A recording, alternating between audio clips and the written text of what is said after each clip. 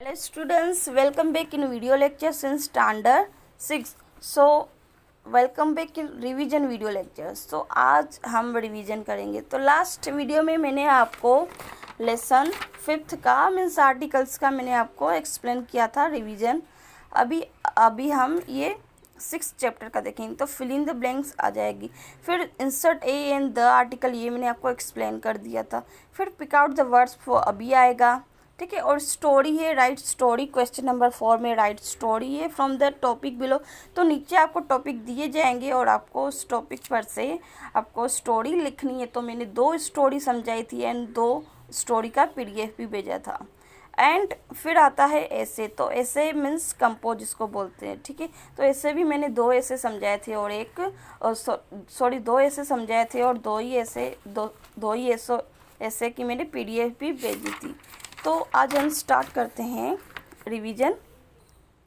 So pick out the verbs from the following sentence and say whether they are transitive, intransitive or incomplete verbs. So before starting this revision, I would like to tell you, first of all you have to clarify this word. Okay, transitive and intransitive. So I explained you in detail, but I think still out there some students might be confused.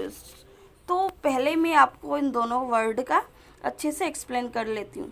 ठीक है. तो transitive से बोलते हैं जिसमें object necessary होता है. ठीक है. सेंटेंस बनाने के लिए 3 चीज़ें ज़रूरी होती है. एक है सब्जेक्ट. ठीक है. सब्जेक्ट, वर्ब एंड ऑब्जेक्ट, ये तीनों चीज़ें चाहिए होती है. ठीक है. हमको आप आगे भी यहाँ पे डेफिनेशन में देख सकते हो. Verb that requires an object to complete its meaning is called transitive. यानी जिस सेंटेंस में ऑब्जेक्ट बहुत ही नेसेसरी होता है, जिसके बिना जो सेंटेंस है वो कंप्लीट नहीं हो पाता, उसको हम ट्रांजिटिव वर्ब बोलते हैं. और इनट्रांजिटिव किसे बोलते हैं? मीन्स जिसमें बिना ऑब्जेक्ट के भी जो सेंटेंस है सिर्फ वर्ब और सब्जेक्ट के साथ वो कंप्लीट हो जाता है. ठीक है. कुछ फिर लास्ट में कुछ हमने एडजेक्टिव या एडवर्ब या इन कंप्लीट मतलब कंप्लीट करने के लिए और कुछ डाल दिया जाए बट ऑब्जेक्ट नहीं हो. ठीक है. तो उसको हम इनट्रांजिटिव बोलते हैं. ठीक है. देखिए, require does not require an object. Intransitive में ऑब्जेक्ट की ज़रूरत नहीं होती. और इनकम्प्लीट भी क्या है? इनकम्प्लीट में ऐसा होता है कि इनकम्प्लीट में क्या होता है कि हमने टू बी के फॉर्म्स लगा दिए. ठीक है. तो टू बी के फॉर्म्स आपको याद होगा, इफ आपने 5th में ध्यान से सीखा हुआ होगा. तो टू बी के form am, are, is, was, were, ये सारे होते हैं. और इनके अलावा अपीयर, सीम एंड लुक, ये सारे इनकम्प्लीट वर्ब्स से. ठीक है. तो चलो स्टार्ट करते हैं. The hunter went to the forest. Intransitive है. There is no water in the flask. Incomplete है. ठीक है. तो ईज आया, यहाँ पे देखिए ईज आया. तो देखिए यहाँ पे इनकम्प्लीट वर्ब्स वाला जिसमें इज आ जाए. ठीक है. टू बी के फॉर्म आ जाए तो वो वाला बन जाएगा incomplete. Now see 3rd number, my mother brought some fruits from the market. Transitive. The man returned immediately. Transitive. The people looked happy. Looked आया यहाँ पे. देखिए ज़्यादा इसमें ही कंफ्यूज होगा, इसलिए इस पर ज़्यादा कंसीडर कर रही हूँ. ठीक है. क्योंकि ये जो है ना 3-4 वर्ड आपको मगअप करने हैं, जैसे अपीयर, सिम है, लुक है. तो यहाँ पे देखिए लुक आया. ठीक है. तो लुक आया तो इनकम्प्लीट आएगा. Now see the cart carried heavy load. Intransitive. Aeroplanes fly at a great speed. Intransitive. ठीक है. यहाँ पे ग्रेट स्पीड है. ऐसा नहीं है कि aeroplanes fly in the sky. अगर इन द स्काई होता तो ऑब्जेक्ट आ जाता. स्काई क्या हो जाता? फिर ऑब्जेक्ट हो जाता और वो ट्रांजिटिव हो जाता. लेकिन यहाँ पे स्काई नहीं दिया हुआ, ऑब्जेक्ट नहीं दिया हुआ, सिर्फ ग्रेट स्पीड यानी एडवर्ब लगा दिया गया है पीछे. तो मैंने आपको बताया था कि इनट्रांजिटिव में क्या होता है, पीछे या तो एडजेक्टिव लगा देते हैं या तो एडवर्ब लगा देते हैं और बन जाता है वो इनट्रांजिटिव वाला sentence. Now C 8 number, the woman laughed loudly. अभी लाफ कर रही है, एक्टिविटी कर रही है और कैसी? लाउडली. तो लाउडली क्या है? एडवर्ब है. तो इसलिए भी ये इनट्रांजिटिव है क्योंकि यहाँ पे प्रॉपर ऑब्जेक्ट नहीं लगा, सिर्फ एडवर्ब डाल के ये सेंटेंस को कंप्लीट किया है. That is why it is called intransitive वाला sentence. Now see 9 number, the sky appears lovely at sunrise.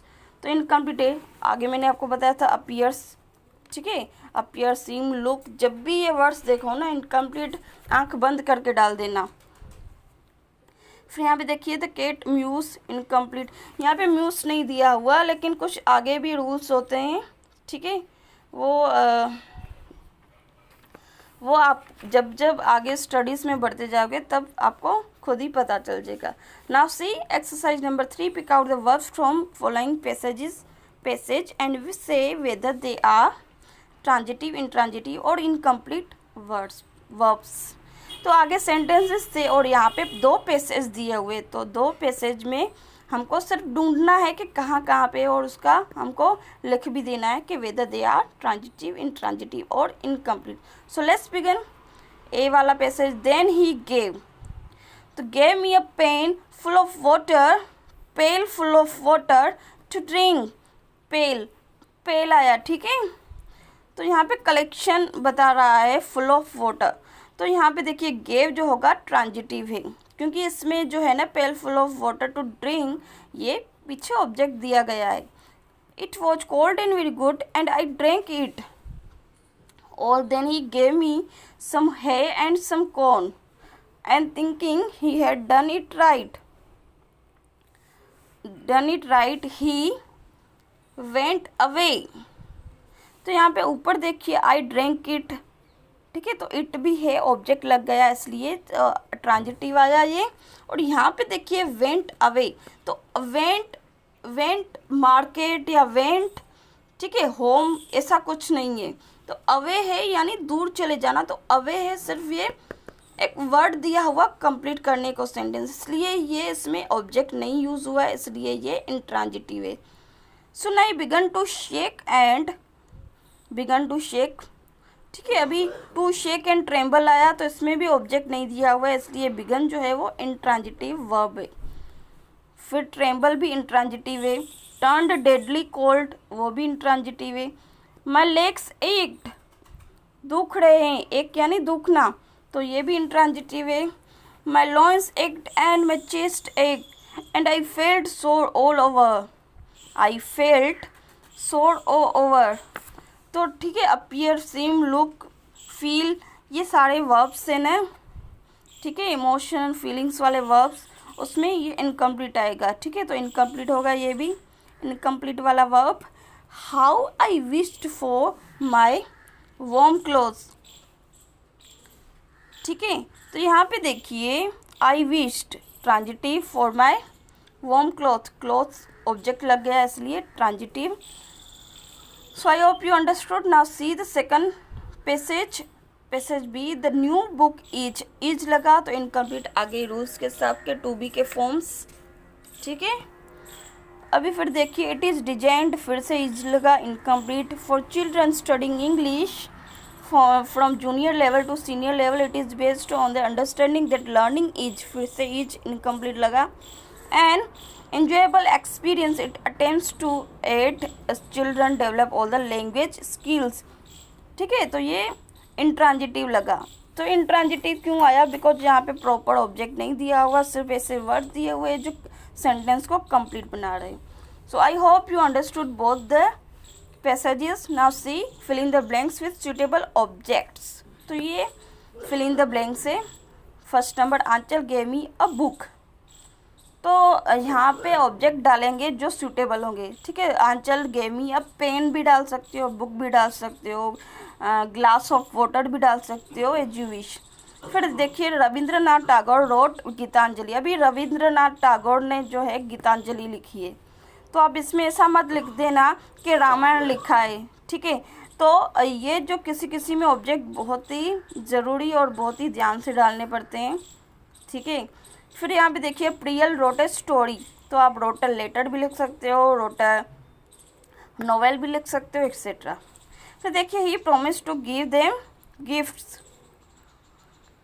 तो यहाँ पे गिफ्ट के बदले आप बैग्स भी देख सकते हो, ठीक है, नोटबुक्स भी लिख सकते हो, etcetera. Now the little girl is standing at me. The members of the club raise the issue. The pen is made for sold. ठीक है, ये पेन का मतलब होता है पेन जो आप जिसमें आप दूध उबालते हो। ठीक है, पेन मीन्स बर्तन नहीं। ठीक है, बर्तन, ये पेन मतलब बर्तन। और PAIN मतलब दर्द होना। ठीक है, PEN मतलब लिखना, जो लिखने के लिए पेन होती है। तो वो आपको डिफरेंसेस एंड स्पेलिंग्स आपको याद रखना है मीनिंग के साथ। Now see 8 number, the girl set on the table, he was scared of a snake. अभी स्कैर्ड का मतलब होता है डरना। ठीक है, तो किससे डर रहा है? वो सांप से डर रहा है। तो यहाँ पे स्केयर का मतलब होता है फियर, टू फियर समवन और समथिंग। ठीक है, मीन्स डर लगना। The ball hit him, hit का मतलब मारना। ठीक है, the ball hit him on his face, उसके फेस पे बॉल मारा उसने। ठीक है, so this chapter is finish. और मैंने आपको जैसे कि पेपर स्टाइल के हिसाब से बताया था, स्टोरी भी दी है और ऐसे भी दिए है। सो wish you all the best for your upcoming exams. Till then, bye bye.